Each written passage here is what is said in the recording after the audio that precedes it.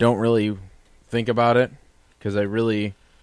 Oh, I don't affect nobody's life. I was gonna say I don't care. Yeah, it don't affect me.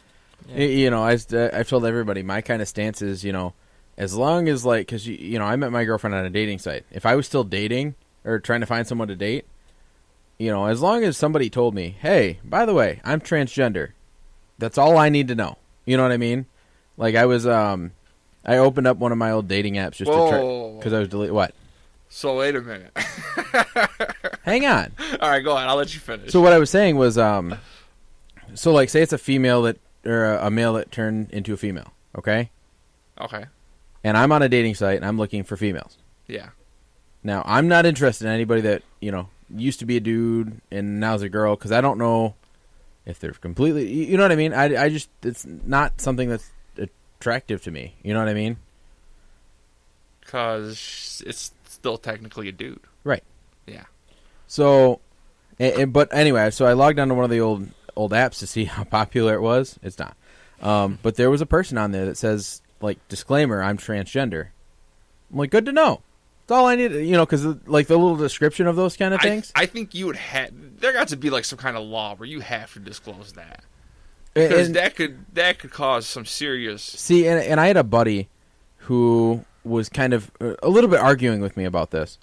Because he's saying, well, why should they tell you? You know, it takes a lot of strength to tell somebody. I said, listen, if I get into like into a relationship for going for the long term, and I meet somebody and I really like them, and then I find that out, at that point I feel like I've wasted all this time trying to get to know this person. That I'd totally make fun of you if you dated a tranny. But you know what I'm saying, though. I would totally brag on you for I'm not so saying long, that it's, dude. I'm not saying that and it's... you didn't find out for like 3 years. But I'm not saying it's bad. I'm just saying I need, like, especially on, like, dating sites, you need, like, a disclaimer. Yeah. Or even, like, an option. You know how when you're answering all the questions, it'll be, like, male, female, and, black, white, whatever, when you're going down all the questions.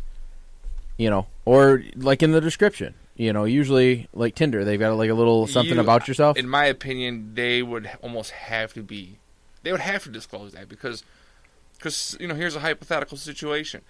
Say somebody goes to a bar, they had a couple drinks, they see a chick, they think it's a chick, talks like a chick, walks like a chick, right? Takes her back to the house, finds out it's not a chick, right? Now they're pissed. Well, even if they fully have made the transition. I'm pretty sure it's not like the real thing. I don't know. I've never seen any pictures of like before and after. See, I wouldn't know, and I don't want to know. But my whole point is, like, I don't. It doesn't bother me that people want that there's a girl that wants to be a dude. No, that don't bother nobody. It doesn't bother me at all. That's their life. I'm just saying that if, like, for people who are dating, they need a disclaimer. Just like, hey, I agree. Because there are people out there are guys out there that are like, cool, I don't care. Yeah, let's date, and that's fine, and it's getting more accepted. But that disclaimer, I feel like that disclaimer needs to be kind of up front. I feel like you have to disclaim that. Exactly. Yeah. I really do. But kind of getting back to prosthetics and all that. No, I don't have any problem with like people with prosthetics running in races. I mean, I honestly, I'd like to see them come out with like I said, like a lifelike prosthetic and see someone fight in the UFC. How sweet would that be? Yeah, but that'd be cheating though. No. Because what if they got like a death grip of super, just, I don't even know. Well, I mean, they would have to have standards for like... I mean, like you grab somebody by the ankle and crank it up. No, I mean, like they would have to have standards for like, okay, it can only hold the same amount as a human hand can. It can, you know what I'm saying? Like they would have to have certain specs for what this hand could do. It couldn't be like, Terminator hand where it could squeeze your neck and your... Yeah. Right. But either way, I would like to, I mean, for all we know, it could be made out of a bone-like material. You know what I'm saying? Yeah. Like a plastic or something. See, that'll always be a gray area. It could be. Because if that person won, they'd be like, oh, he won because he got, a superhuman hand. See, but that's why I said they would have to put specs in saying, okay, anybody who, and they probably have people work on this. Anybody who has a prosthetic arm, I'm just saying arms because... Yeah, just for the sake of conversation. but has a prosthetic arm has to they have to meet these specifications. It can't do nothing that a normal arm couldn't do. Pretty much. Yeah. Okay, they could probably go through every UFC fighter and see how much they could, how many pounds of pressure they could squeeze, and how much they can lift and all that kind of stuff. And it actually would be kind of unfair because if the UFC fighters keep building up their strength, the person with the prosthetic arm doesn't really. Well, see, now here's another situation where unless they can just turn a knob and up their strength a little bit. When I was in high school, there was this kid. I don't want to say his name, but everybody knows. He didn't have an arm. Mm-hmm. He blew off his arm with fireworks when he was a kid. Nice. And you're like, nice. Sorry, I have a buddy who I feel like would have done that or had some close calls like that. Well, anyways, we used to play the punching game. Punch me in the arm as hard as you can, and who can hit the hardest. Mm-hmm. And I punched him, and I hit for hit. Hit for hit, yeah. I rocked him, and he's like, "All right, my turn." And I'm like, "Okay, this guy with a nub ain't gonna do shit, dude." He hit me. That was probably the hardest punch if it went it shook me to my core. And I'm like, what is this, dude? Come to realize, it's all solid bone. Yeah. At the end of his nub. It's all solidified, rock hard. It was wow. Yeah.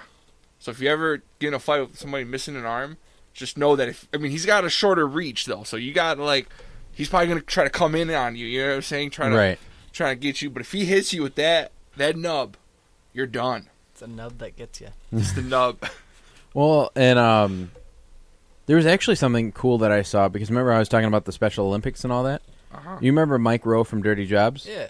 Yep. We talked about this a little bit. He has a show on Facebook now called, I think it's Returning the Favor. Mm-hmm. Okay. And what it is he goes around the country. Well, his producers go around the country trying to find people who he wants to return the favor to. So, one of the episodes, there was a very nice lady. She was a cancer survivor, and she owned a beauty shop. And there was a room in the back of her beauty shop that was literally just for people who, women who have cancer. And she would, set them up with wigs and style the wig and show them how to wrap their, wrap the... I'm trying to figure out what it's called. The wig? No, they'll wear bandanas on their heads. And how to wrap those bandanas and make them look nice, sell them different styles and things like that. And it was a very kind of sacred place. Well, he went in and it was kind of small and everything was cramped. He went in and kind of expanded it out a little bit, just things like that, and did it all for free just because she was doing something for free that she didn't have to do. But going to the kind of the prosthetic thing. There was an episode where there was a coach of a hockey team, and it was a hockey team of people who were missing limbs. We're talking missing arms, missing legs, and it was actually kind of cool because they had these little sled-looking things. You literally sit down, and it almost looked like it had one skate blade under it, going up and down this thing. But literally, you watch these kids move, and they can move almost as good as a professional hockey player. They could, glide around and watching these. How would a kid skate with one leg? They sit in this thing. Oh, like a sled. Yeah, they sit in this sled, and then they've got, instead of having one stick, they have two, so they can propel themselves around. Oh, so it's they're basically skiing. Kind of. Cross country. But they use hockey sticks. So if there's the pucks on this side, they can use this one. If the puck's on this side, they can use that one.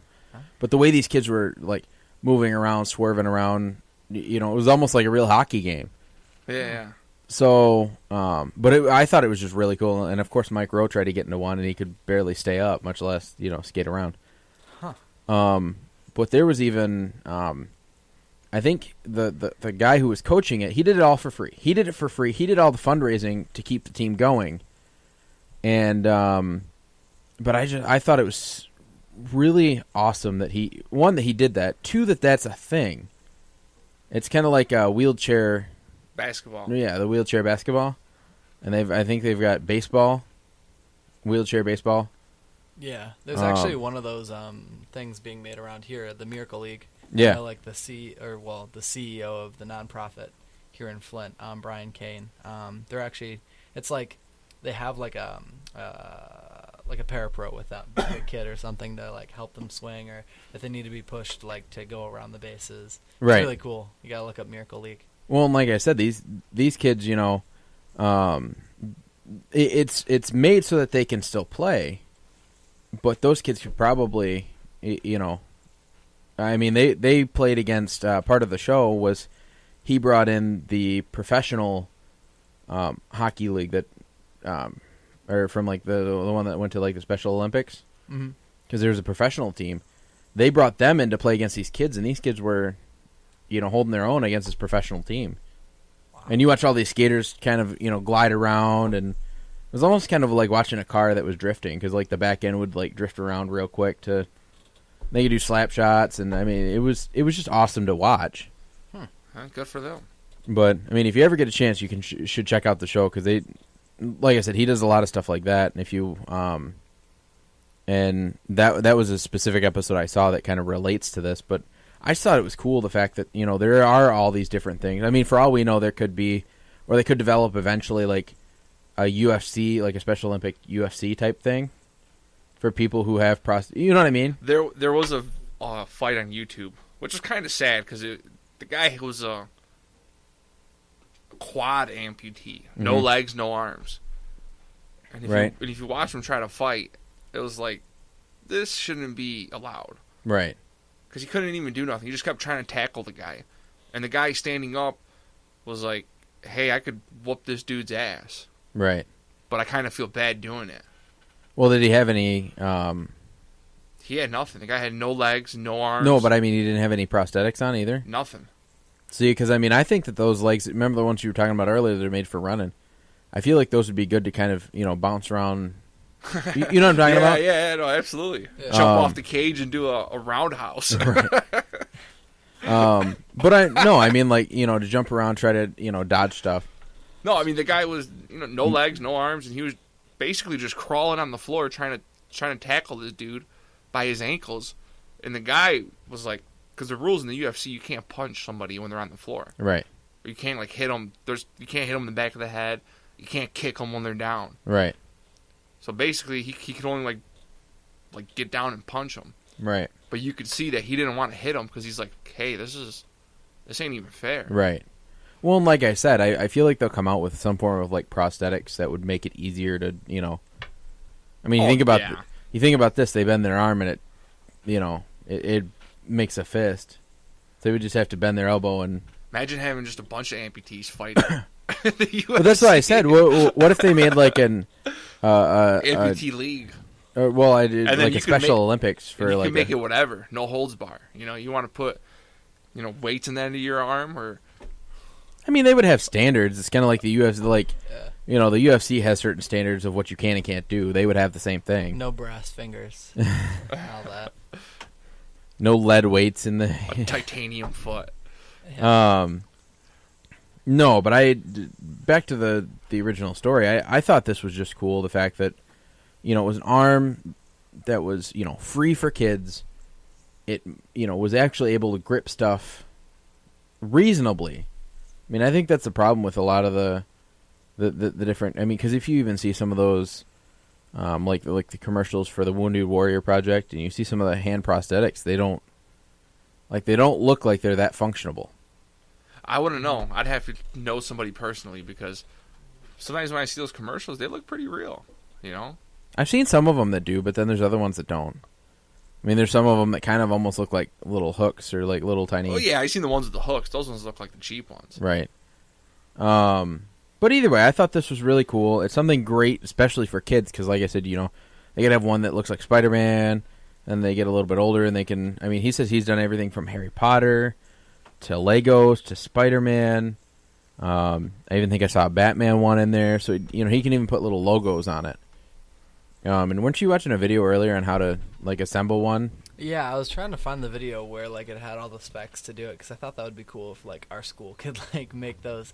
But I couldn't find it. But it definitely talked about like they make the pieces and then assemble it like you were talking about. So, I mean, it's an interesting process. You have to have all the specs like exactly. Well, yeah. If you're a couple millimeters off, it's like it's too big or too small for the kid.